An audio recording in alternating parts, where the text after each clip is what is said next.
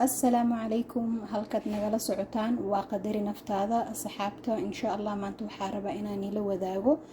digaag aad u macaan badan digaagan waxa u baahan tahay mayonnaise ha ila yaabin adiga markaa dhadhamiso macaankeeda kasoo hadli doontid insha Allah sababta loogu daray mayonnaise-ka halkaana waxaan ku haystaa kabsar iyo nacnaac iyo basal ayaan isku soo shiitay inta ku soo hartay halkaana waxaan ku haystaa toon iyo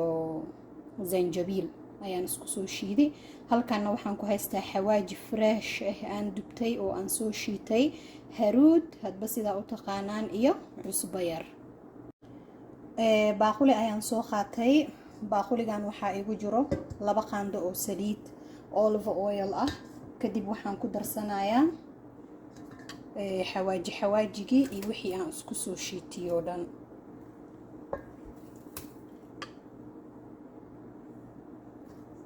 waa isdhex gelinayaa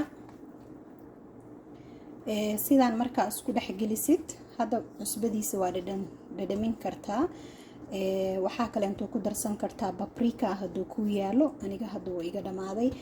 iyo bisbaas ani 2 qayb aan rabaa inaan ka dhigo qaybta hore ma ku daraayo bisbaas qaybta dambe ayaan ku darayaa insha Allah waa kana digaagiyo nadiif ah waxa ku soo dhaqay qal biyo iyo cusbo hadaadan qal haysanin cusbo iyo liin iyo biyo ku soo dhaqo soo nadiifi waa bowdadii iyo cajirkii isku dhagan kadib hadda waxaan sameynayaa digaagi ayaan soo qabanaa baaquliga ayaan ku ridaa sidaas caraftaadii u marso wax yar waan soo dildilaaciyay meelaha ka dildilaacsan gilgili carafta dhan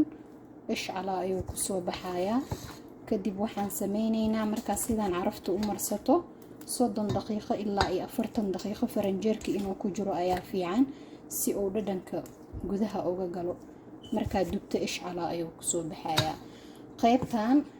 bisbaas kuma daraayo laakiin carafti ii soo hirto ayaan ku darsanayaa bisbaas waa kana 40 daqiiqo kadib qaybtan waa qaybta bisbaaska ku darsaday qaybtan waa qaybtii hore oo bisbaas la'aan ka ahayd soo caraftii ii soo hirtay maxay ahayd kula daray bisbaas yarna kor ayaan uga fardhiyay hadda waxaan sameynaynaa foornada ayaan gelinayaa foornadana waxaan sii shitay 10 daqiiqo ka hor waxaa geeyay 420 aad ayaan dabka u dheereeyay maxaa yeelay ma rabo inuu biyo dhalo marka uusan biyo dhalin asaga dhan ishcala oo ku soo baxaa waxaa karinaynaa hoos basaan ku dubaynaa foornada waxaan dubaynaa 40 daqiiqo markii 40 daqiiqo ay ka dhiman tahay 5 daqiiqo ayaan kor u shideynaa si uu maxay ahayd gaduud yar ama brown camal oo u siiyo color ah marka insha Allah hadda foornada ayaan gelinaa 40 daqiiqo kadib waa isla soconeynaa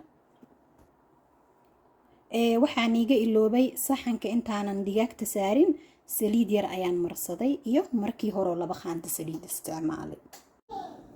ma sha Allah 45 daqiiqo kadib ilaa 50 daqiiqo sidaan ayuu ku soo baxay sida u jeedaan labada dhinacba brown gaduud ishcala labadiiba lama kala garanayo 40 daqiiqo waxaan ku dubi oo kaliya ah dabka hoose kadibna 5 daqiiqana waxaan u shiday kor